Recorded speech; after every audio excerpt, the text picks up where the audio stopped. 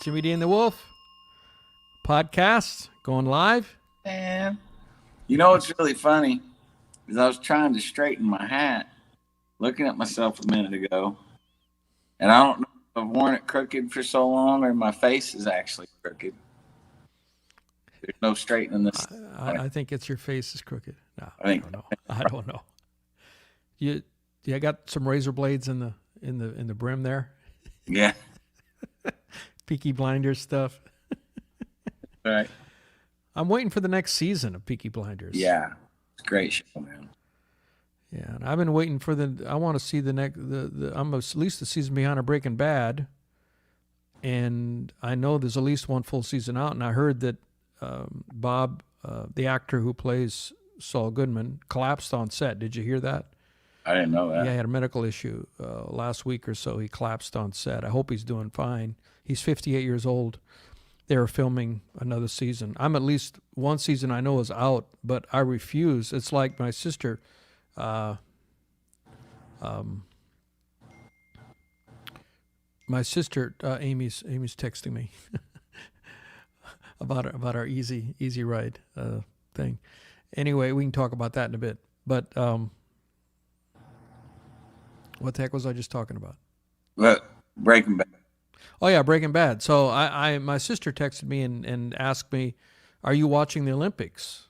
And because she remember once I used to get Japanese channels, and because I used to speak Japanese, and I would get the actual Japanese channel so that I could watch Japanese and practice my Japanese. And she remembered being at my place, which I don't remember, that we were watching the Olympics, and there was more. They could see more than what was shown on the American TV, and she asked me if I still had that, and I said no, I can't even see the Olympics because it just so happens that Sling, which is the channel I got to watch NBA, that are not league, that are full national broadcast, League Pass doesn't show them, doesn't have NBC Sports. I mean, and I will not pay for another app. I just will not, out of principle. I mean, you can $10 a month be $10 a month to death. And all these apps you got, I mean, there's so many apps. And so the same thing with Breaking Bad. I guess it's on AMC, and I will not pay for another app. I got Netflix, I got Amazon Prime, and I think that's about all I got. And I'm not going to pay for any more. I just refuse on principle. Doggone it. Yeah, I get it. So I'm behind on, not Breaking, I'm saying the wrong one. It's Better Call Saul. It's not Breaking Bad. Breaking Bad has been gone a long time. It's Better Call Saul is what I'm talking about. I misspoke. I'm at least a season behind on that. So, yeah. Have you watched all of Breaking Bad? You said you hadn't watched any of it. I've watched some of it. I watched it at a certain point, and it was consuming my life. And I forced myself to stop because I wasn't being productive. I was just watching Breaking Bad. Yeah, it's amazing. It's absolutely amazing show. So yeah, great writing, and it was. I should have been said Better Call Saul, which is a prequel to Breaking Bad, is the one that I'm a season behind on. And Bob is the guy who collapsed on set. Bob, I can't think of his last name, but he started out as a writer for Saturday Night Live. Yeah, I don't know if you knew that. I didn't. Breaking Bad is awesome because you kind of like you get to see Walter become a villain, so you still love him. You know, that's the master. That's the part of it. He went from the protagonist to the antagonist. Yeah. And you're confused. You're used to, we're trained to love the protagonist, but the antagonist is supposed to hate. And when they change and they switch places gradually, that's the magic. That's why it's one of the best shows ever. So, well, today the subject that we listed, we've had a couple of great guests on, musical guests. We had Kit Wakely, and who's a phenomenal composer. His album for Symphony for Sinners and Saints, #1 on the Billboard charts. Awesome. 3 songs #1 on the Billboard charts. I mean, that's any musician's dream to have a chart-topping song, and not just some podunk, chart. The Billboard is the chart. I mean, the Billboard chart. Anyone, I don't care. Yeah. It's a real deal. It's not some thing that you can buy your way on it, or and he's got 5 number ones now. 2 album. He topped the album charts in 2, and the singles 3, and he's still going. And then Michael Fortunato is your friend, and talking about Madison M3 movement. Yeah. So today we're going to talk about Tim and Jimmy. Yeah. How to build a real estate empire. Not everyone knows about what we've been up to over the past year, but we're revealing it. We're taking the... We've been working incredibly hard quietly. Yeah. And we started in July of 2020 buying real estate, and we have acquired how many units now? 65? Probably? No. We're over 100 units. Oh my gosh, I'm not even up to date. Yeah. If you If you're including 24 from Central. Correct. I guess. Okay. Including over 100. Well, Central we don't own. We have a partner in that, another Right. partner, so we don't own all of that. But if we add that, if you added that, I guess we're over 100 units. A couple of them are commercial. There's the one that's the commercial that's a auto shop. Sure. And a handful is owned commercial. And they're all in the town of Madison, Indiana. Yep. Your hometown. Yep. And the most recent one, which we have the partner in, is Central Hotel and Tavern, which is a hotel, a tavern, and a laundromat. About to be a restaurant. About to be a restaurant, yeah. And that's a historical building, quite a big deal. That's a 7-figure deal, that one was. Yeah, I'm excited about that one in particular. Yeah, that's the biggest one purchase we made. There's a lot of levers to pull there. Yeah. Things happen. And it's really, it's great for me because growing up here, it's all for the betterment of the town,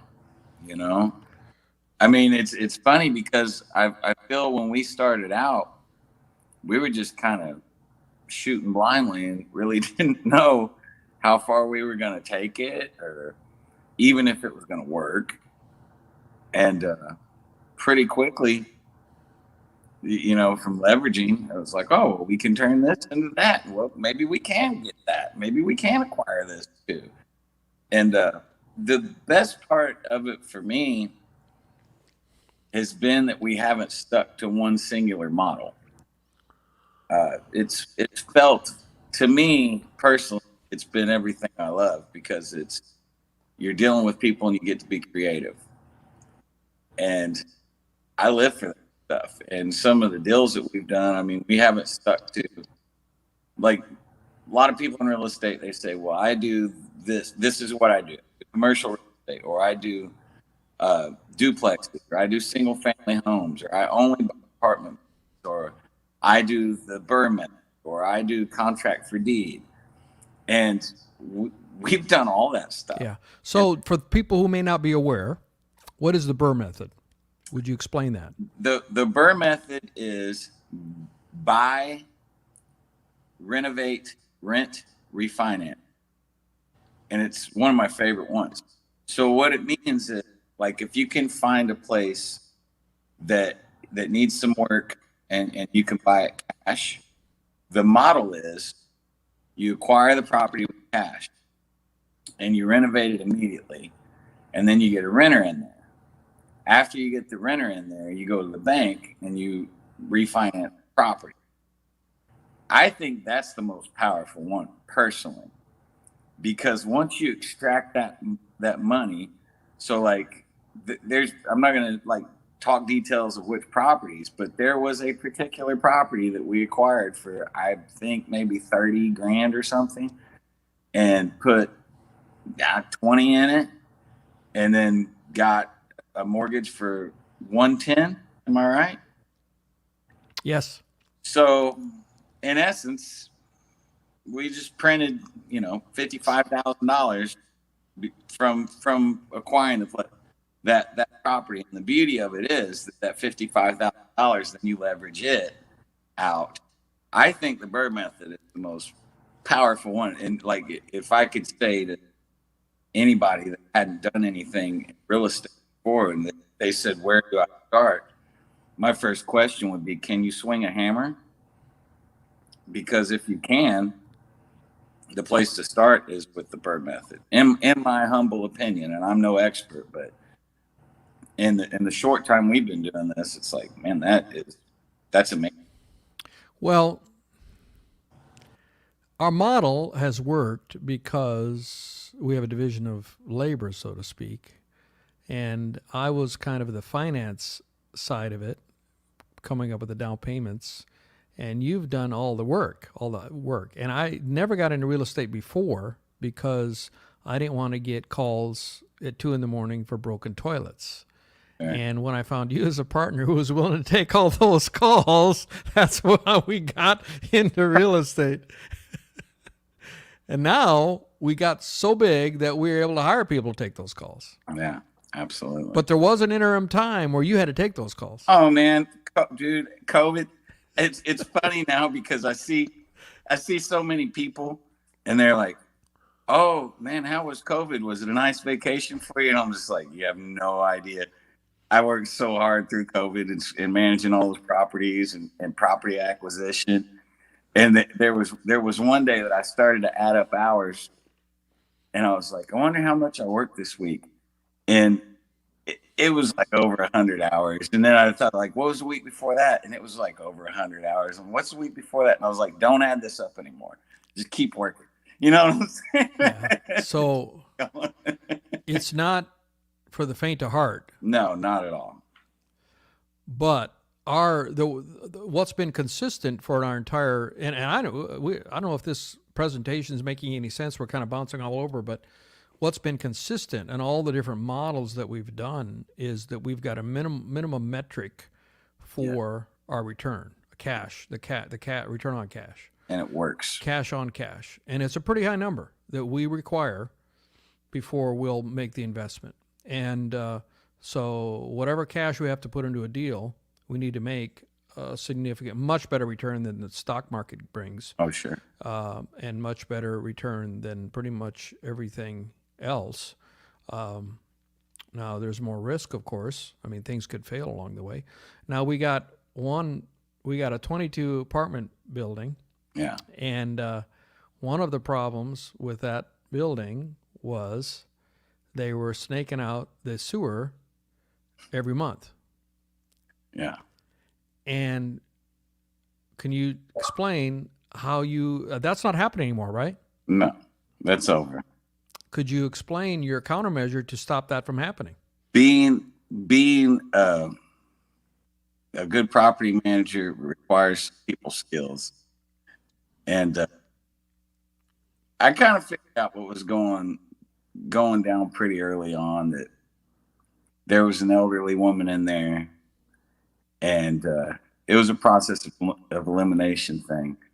There was an elderly woman. Well, first of all, you figured out what was clogging it. White. Right? We had to snake it. It was Wipes. What do you call them? They're wipes, like baby wipes. Baby wipes, yeah. And as soon as I saw them, I knew. And you see them when you snake it out, right? Yeah, exactly. And as soon as I saw them, I'm like, baby wipes. Like, a baby can't even use this many wipes. Like, this is an elderly person that's using baby wipes. And then process elimination, I went to and she was sweet as could be. And I just went and politely asked her, please don't ever do that again. And we haven't had that problem. And what you asked her not to do was don't flush baby wipes down the toilet, is what you asked her to do. Yeah. And, she didn't know it was a problem. And once you explained it to her, she hasn't been. Now, there are some who have been difficult, right? Oh, yeah. But I mean, we're going to be difficult no matter what. I mean, just the law of averages when you get that many people. And what's funny is that we've had people involved in leases that would say, the place will be exactly like it was when they moved in. And then they'll start complaining about everything about the place. Like as if I just stuffed them in there and they'd never seen it before they moved in. And to those people, I always say, well, I'll let you out of your lease if you really don't like it. And then they're fine. Oh, no, I'm good here. It's the funniest thing, man. I mean, it's like being in that role, there's sort of this weird thing that happens with psychology of like some people are just looking for somebody to not be nice to. And they'll do it to the waiter or the waitress or anybody that's in a position that they feel like they have to listen to them, not be nice. And there were a few of those people that did that to me, you know, through the course of being a property manager. And I'm sure our property manager deals with it still. There's just some people that are wired that they just need somebody to kind of dump on, for lack of a better term. But we were really, really lucky because when we started doing this, the market was super sleepy. Nothing was happening. And then after we acquired most of this stuff, it just blew all the way up, especially in Madison. We were so blessed with the timing of like when we started it. If we would have started doing what we started doing July of last year, if we would have started July this year, it wouldn't have worked. Yeah. There wouldn't even been anything. And that was luck, really. I mean, Total it pays, you know, they're saying it pays, it's rather be lucky than good. Yeah. You know, I mean, and anyone who's a successful business person, there's been a number of lucky moves along the way. Absolutely.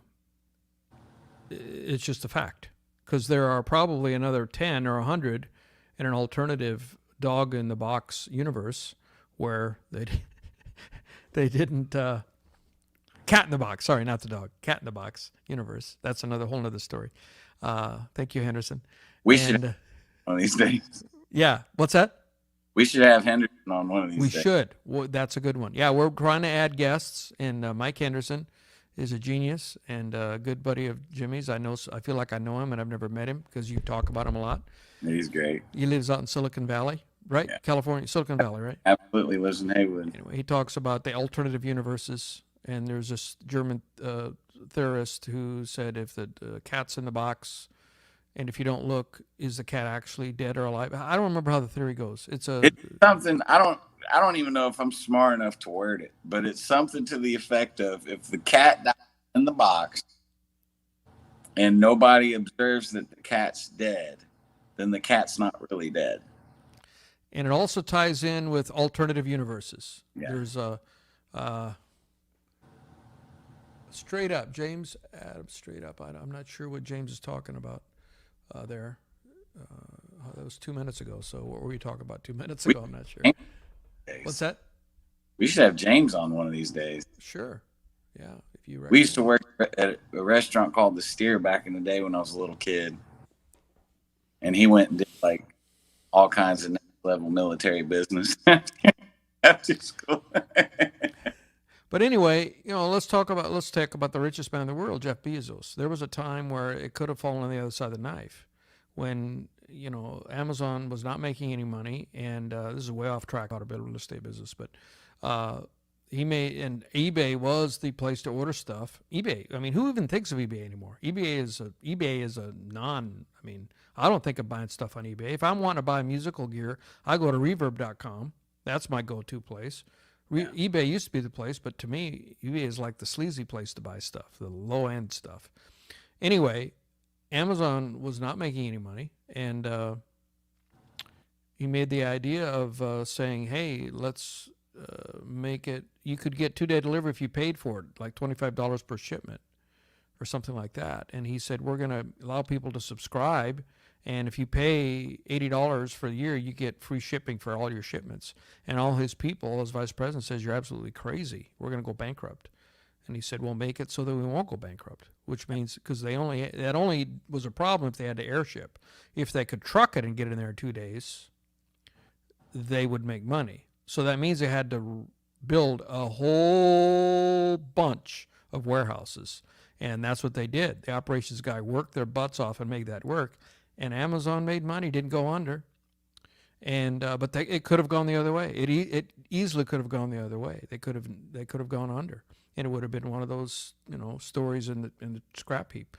Elon Musk almost went under. Elon Musk, everybody's sexy favorite exciting, young. All the young people love Elon Musk. I hate Bezos. Bezos was on the brink of completely falling apart at one point, but it went the right way for him, and now everybody hates him because he's so successful. They loved him if he failed. Sure, sure. So we had luck. Better be lucky than good, and we were our timing. I mean, yeah, I think our model still could work, but it wouldn't have been as it does still work. We're still doing it. We're still doing it. Yeah, we're still doing it, and we've kind of. Go ahead. What'd you say? Sorry, I cut out for a minute. Yes, you did. It's really just developing systems. Yes. I mean, what we're doing, it still works. It's always going to work, and like any good system does. If something goes wrong, it's because the system wasn't implemented properly. If that's not the case, then there's something wrong with the system itself. Yeah. And we've tried, there's so many systems out there. There's so many different ways to acquire properties. You can seller financing. You can do sheriff's auctions, distress sales. We did that too. We did that. We bought one that way, I think. Yeah. And made out like a mint on that one. That one worked out really well. You can do tax liens. Tax liens is another way. Tax lien. We did some tax liens once. And don't. Tax liens interesting because we went to the tax lien sale in Indiana. Each state is different. And in Indiana, they have the sales once a year. Am I right? Yeah, the sheriff sales are every month, but the tax liens are every once a year. And we went to the tax sale, and some of these properties, like there's $5,000 against them, and people are bidding them up to six figures. Now, the property is worth that, but let's say you got a property that's worth $200,000, and there's a tax lien against it of $10,000. Nobody paid the taxes for a while, and then the city makes that bill go up by they mow the lawn and they charge $100 every time they mow the lawn of the property that's nobody's living at. So the bill goes up to $10,000, and people are bidding on that property up to $150,000, which it's still worth more than that. But what didn't realize, and we couldn't get explained to us until we actually got into it, that we thought that the person to redeem it had to pay off that $150,000, but that's not the case. In order to redeem it, all they have to do is pay the tax lien plus some penalties. So maybe they got to pay $12,000, but for a whole year, you have to put that $150 in this theoretical case. You have to put the $150 down, and your money's tied up for a whole year. And after 1 year in the state of Indiana, you get paid interest on it, but I think it's 12%. But your money's tied up, and you don't have access to the property. You can't insure the property. The property could literally be devastated, and you're still out your $150. In a flood, maybe. Maybe in a flood, which there was in Madison. Happened to us just now with that. And you don't have access to that property, and your money's tied up. And we're like, why are these people bidding up these properties? Now, we did get 2 of them, but we paid what the lien was. We didn't go up. We didn't go above. We didn't bid them up. So that is absolutely, to me, why pay if you pay more than the lien and your money's tied up, and you can't even access the property, you can't insure it, anything that happens to it. So let's talk about the flood. And it did hurt us a bit, but we had insurance, and actually we came out really very nice. But on Walnut Street, where we bought properties, there was a flood. When was that? A month ago? About a month ago. And there was some significant damage. We're talking 50. How much damage? 50 grand, maybe? More than that. On our properties. And thank God we had insurance, and most of the checks have come in already. But if we hadn't had insurance, we would have had to eat that. But and one of the properties that we had a tax lien on is down there, and we technically can't have access to it, but we were able to get access to it and pumped out the water that was in the basement there. That tax lien thing is the most confusing thing I've absolutely ever. And even the guy that was hosting the tax lien, having him explain things, I don't think he really had a handle on it. It was like if you're a little kid and you're in school and you ask your teacher, what's 2 + 2 = 4, and they're like, I have no idea. That's what I felt like at the tax lien thing. It's like nobody really understands it. It's as if a lunatic just set it up. Yeah, absolutely. Nobody And went back to change it. now, and I did go. Now, I went to this investment seminar in Nashville, Success Resources, it was called, and all these people came in pitching their deal, and it was really a bunch of upsells. And Tony Robbins came and spoke. It's the first time I ever heard Tony Robbins speak. He wasn't pitching anything. He just spoke for 4 hours. Unbelievable, unbelievable. Yeah. And Gary Vee came and spoke, and a few other big name guys. 3-day event. But some of them were selling stuff, you know, like how to invest in stock markets, 3-day course on how to invest in stock markets, how to do tax liens. And I actually bought the tax lien one. And then I ended up getting my money back because you have 30 days to get your money back. And I think it was $3,000. I'm glad I didn't, because there are some states, depends on the state, they actually pay pretty good interest. So they pay like a 18% interest. So for that year, if your money's tied up, you're getting 18% interest on it. Now, you may end up with the property because if they don't pay it off, but if they pay it off, you get paid that interest. Right. And so there's a game where you get a higher interest than you can get anywhere else by putting your money in. You may end up with a property. Now, but then there's the situation where people are living there. You got to evict them. I mean, it's just. And your money's dead for a year. Are we ever going to do another tax lien, Jimmy, do you think? I hope not. I hope not as well, because unless it's a property that's worth like $500,000 and the tax lien's only like $5,000 or something. I mean, some variation of that. But I mean, we go by that property that we own and one day we'll get in September will be the 1 year, but we can't insure it, and we can't go into it. I mean, anything could happen to it. You know, the biggest reason why I don't want to do that again is because we did that and I still don't understand it. When you actually do something, you're still like, yeah. And we don't have the title yet. I mean, something could happen where we don't get the title, and it's just so weird. It's such a, I would call it a Kafka-esque system. You know, Franz Kafka wrote a book, and Kafka-esque is something that is just, you cannot understand it. It is just beyond the bureaucracy of it. And like you said, but there were people there. There was a woman next to me that I talked to, and she was from Indianapolis, and she goes around. How many counties are there in Indiana? 56 counties in Indiana? Yeah. Pretty sure there's 56 counties in Indiana, and every county has their own tax lien sale. And she would go around to each county and bid on this stuff, and that was her job. So there are companies who do this and must think it's a decent business. There was a couple of guys that kept bidding each other up that went into the six figures. They bid on many properties, and a number of them. There was at least one guy that probably had to write a check for $250,000, $750,000. Yeah, easy. Maybe $1 million on these tax liens. He was going crazy on it, and we're sitting there going, "Why are you doing this?" And just tax liens is not something I would recommend. Burr Method, I would recommend. Contract for deed, I would recommend. If you can get some properties and a seller was willing to seller finance it. Cash is always nice. Yeah. Cash is, you know what's fun?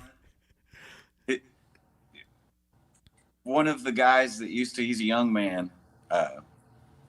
You remember TC?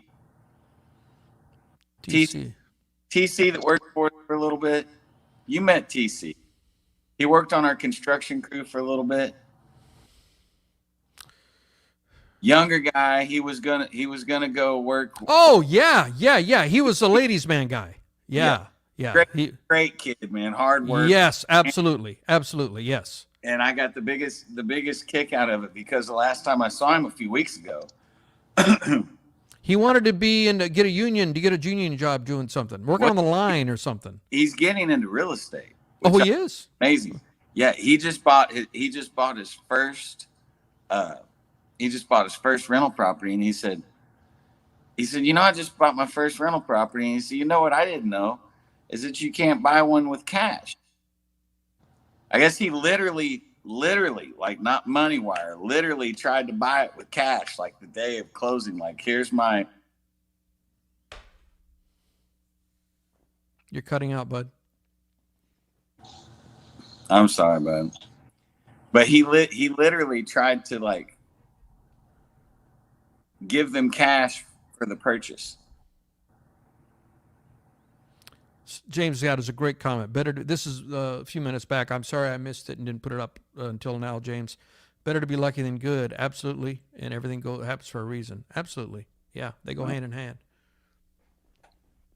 So true. I interrupted you. Go ahead, Jimmy. What were you saying? No, but he didn't. He was confused about like having to do a money wire or money order. That he thought he was going to show up the day of closing. Oh, I got you. Actual cash. Oh. And he, like, it was so great, man. I was so proud of him. I got a bag of cash here. Why won't you take my? Exactly. I love nuts and bolts people like that. You know, like he thought, well, I got this much cash. I got $50,000 cash. I want to buy a couple of houses, you know.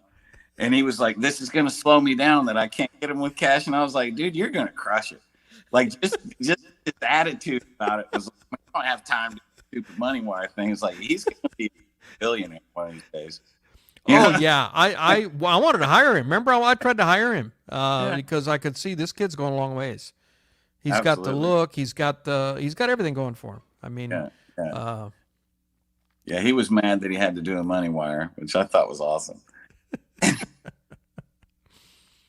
But that's the whole thing.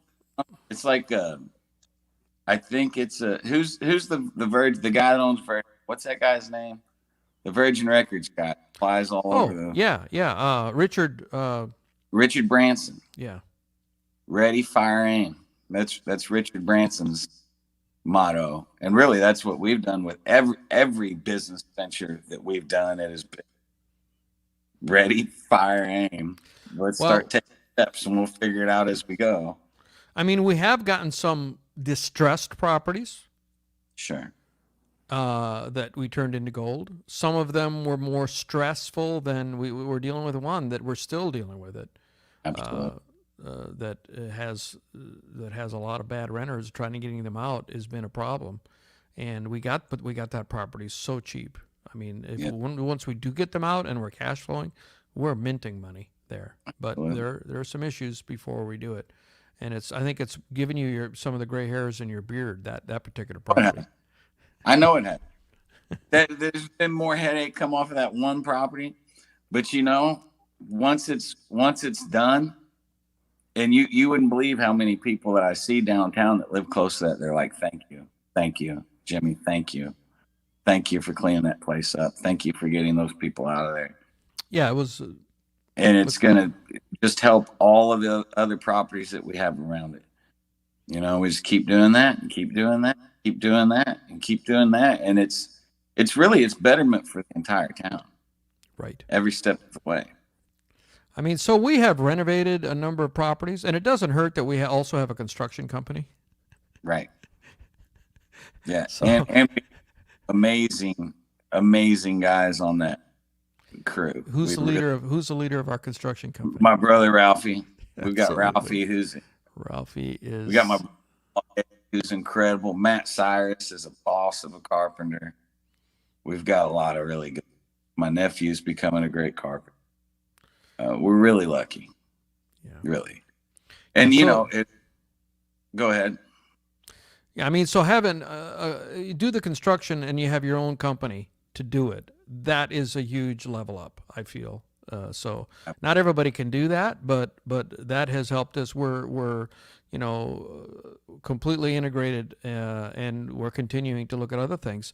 Our newest business we're starting is our property manager is helping us get into the taxi business, and we'll have a taxi business within our start date is a week from today, right?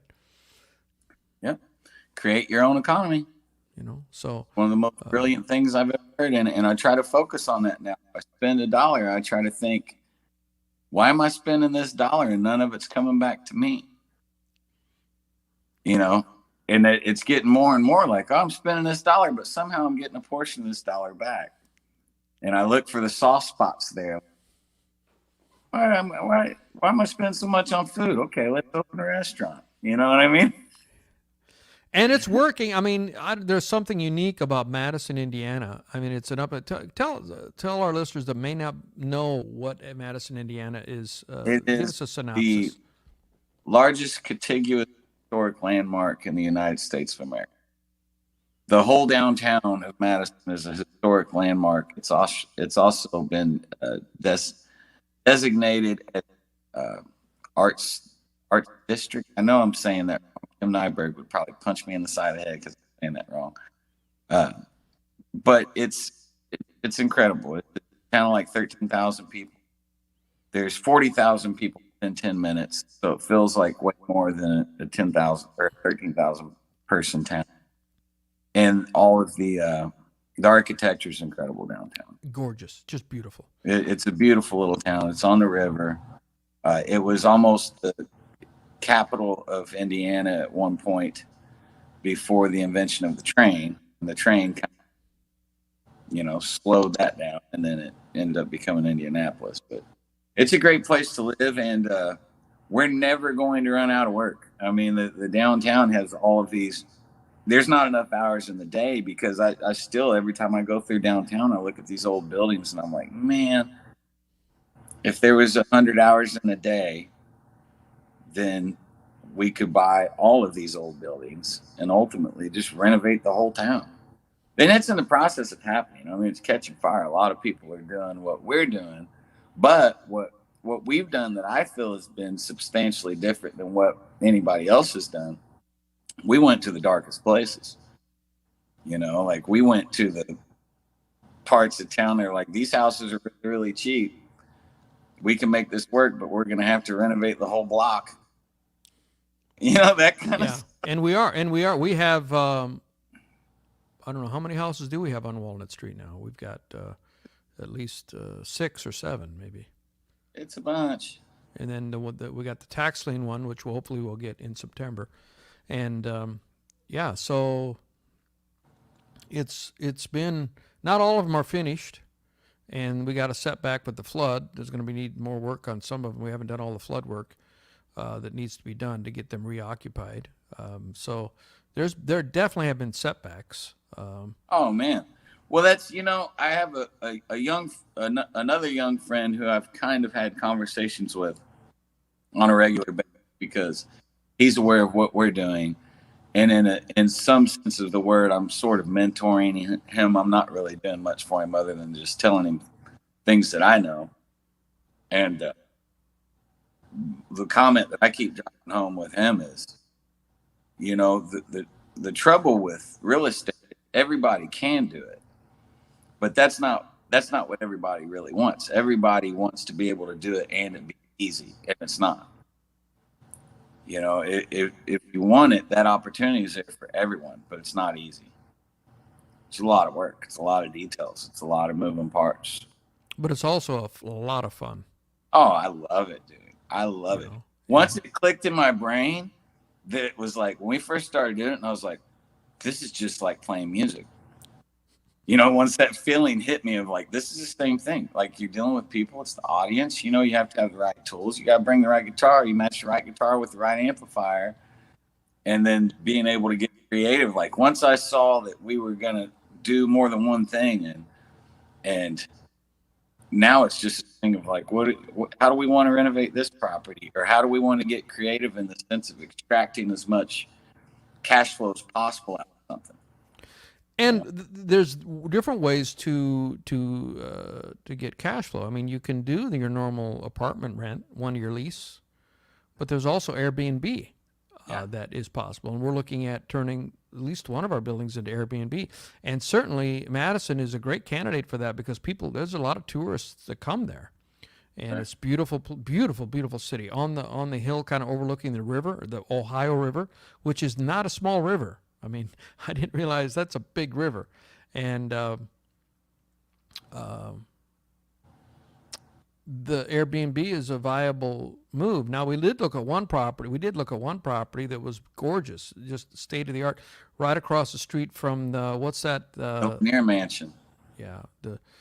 And we looked at buying it, and it was set up for Airbnb. I think it had 6 bedrooms, and every bedroom had a shower and had a full bath, shower and bath, every bedroom. So that's perfect for Airbnb.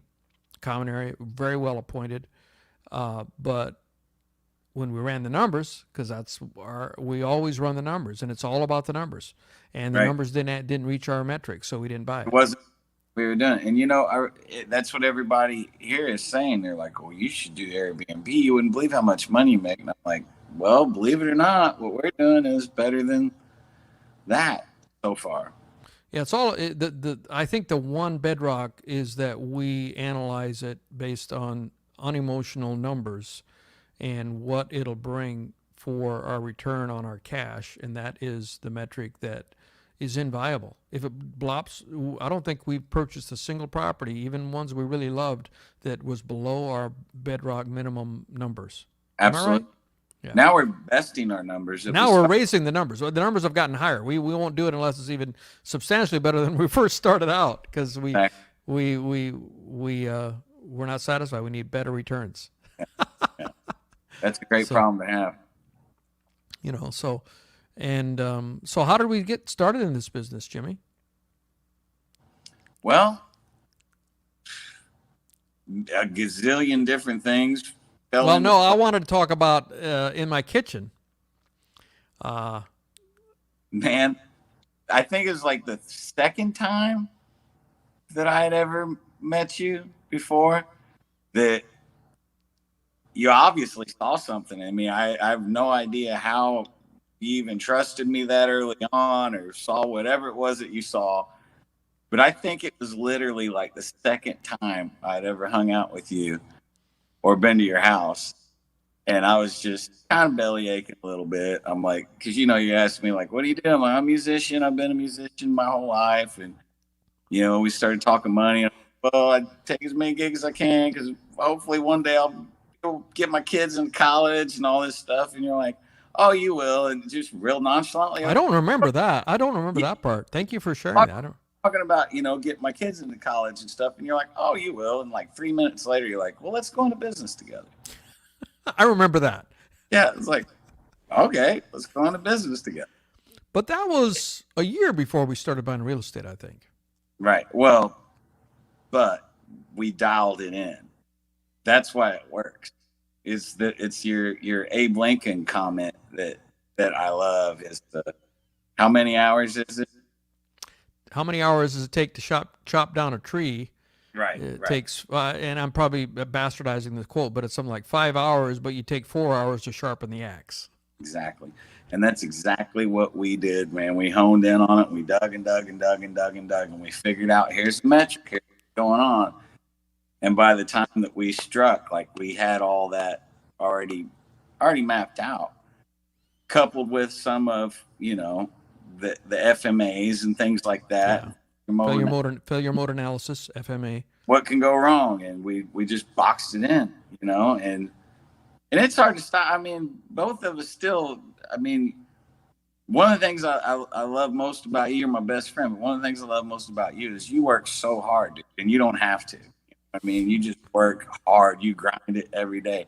And I do too. And it's hard to stop two guys that go at it hard for 15, 18 hours every single day of their life. You know what I'm saying? and it's fun, and the goal is,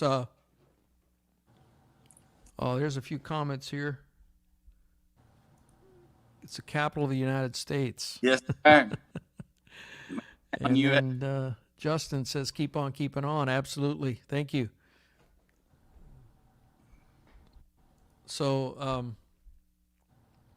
yeah, it's just fun. And also, I think both of us want to get to a point where we can, when the dust settles and we have some, the metric that I have said that we want to get to the point, because we both want to play music, it'd be full-time in music and build it, like Tony Robbins I'm a big fan of Tony Robbins. Tony Robbins has like 70 countries, 70 companies. And probably buy 70 countries. He probably could. And the gross sales is like $6 billion. And then you've got Warren Buffett, one of the richest men in the world, who has purchased so many companies. And he stopped investing in the stock market for the most part and just started buying companies wholesale. And then he would leave the previous owner in as a CEO and empower them and basically have a quarterly meeting, come in Hey, show me your numbers for the last quarter. What's your next quarter look like? What do you need for financing? Okay, looks good. We'll see you in 3 months. And that's I've said that to you numerous times. We want to build businesses and get to that point and have people running them that we trust and that are making a lot of money from that themselves as well. A good worker needs to be compensated for their worth. And if you get the right people, you can do that. And that's because Tony Robbins, 70 companies, Warren Buffett, all the companies he has, he definitely does not get involved in the day-to-day. And Right. so our goal is to get to that point and build that up. And then also, and I know you feel the same way, that once you reach, give back. And there we have a lot of ideas on how we can give back to. There's a lot of we've talked about even in Madison. I mean, what are some of the things you'd like to see in Madison? You've mentioned for giving back. More resource addiction. That's the first one that, I think it's widespread all over the country, but we're being hit pretty hard. And I would love to see more resources for people that are struggling with drug abuse, alcohol, or mental problems too. That all those things hit really close to home for me. I had a brother that I was so close to that died very young from alcohol abuse, and I've lost numerous friends to overdose and things like that, suicide, and just more resources for that. Absolutely, and I'm all about it. We need to. In fact, perhaps we should be talking about how to start it. And get all the filings are, the 501c. I don't even know that there's 10. It's like starting a business, but you're starting a nonprofit, and there's all the you officially have the instead of an LLC, you have the correct terminology. We should start doing that this year. Actually, we should even if we're not doing anything with it, at least we have the framework started, because that's a major part of what I would definitely like to do. Is it's just a lot of fun. It's a lot of fun to play a game and to win at that game, and the process is more fun than the actual success. Actually, figuring out how to succeed, something difficult. If you win or learn, it's the way I look at it. I either win or learn. There's no losing. And we continue to have crazy ideas. We're going to be going to Europe, and we're meeting with an app developer. We have an idea for an app for musicians, an app on your phone, right? And I don't know if that'll go anywhere, but what this good friend of ours does, who lives in Poland, and he has a company that builds apps, and so that may be another project. Who knows? We just love looking at new ideas, and it's just a lot of fun. Well, that's the trouble, My mother said a few weeks ago, like, when are you guys going to stop doing different things? And I said, you know what the trouble is? I said, we keep throwing stuff against the wall, but the trouble is it keeps sticking. It keeps sticking. Yeah. You know what I mean? Nothing's just bounced off the wall yet. Everything we've thrown at is like, oh, that worked. Great. So we'll see. Well, it's just a lot of fun. And well, we've gone for at least 40 minutes. Thank you for hanging with us. Thanks for watching. Enjoyed it. And hope we entertained you or gave you some insights into how we made this happen, and gone from 0 to over 100 doors. And it's a number of millions of dollars that we've got our D Wolf Enterprises LLC between the two of us. We're the two owners of it. So thanks, William. Thank you. And we've been very fortunate and very, very happy so far. And thank you for watching. And we'll see you next time. Peace.